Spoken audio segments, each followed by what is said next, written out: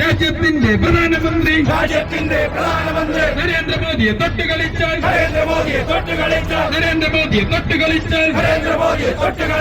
അക്കളി തിക്കളി സൂക്ഷിച്ചു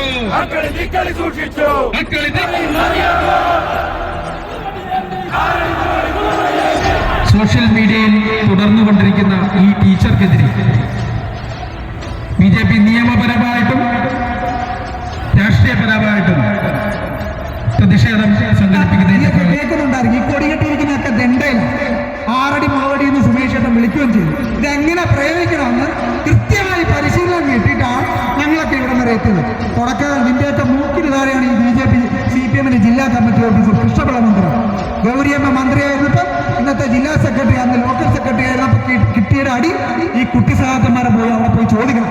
ദണ്ഡ കിട്ടിയാൽ എങ്ങനെ കിട്ടും, ദണ്ഡ വെച്ച് അടിച്ചാൽ എങ്ങനെ കിട്ടും?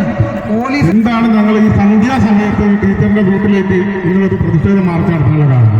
കാരണം ഉദയസൂര്യന് ടീച്ചറെ കാണാൻ പറ്റില്ല, രാത്രിയാണ് ടീച്ചറിന്റെ സഞ്ചാരവും കാണില്ല.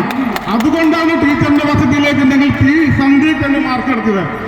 നാളെയും തുടർന്നും ഈ പ്രതിഷേധ പരിപാടികൾ ആവർത്തിച്ചുകൊണ്ടേയിരിക്കും.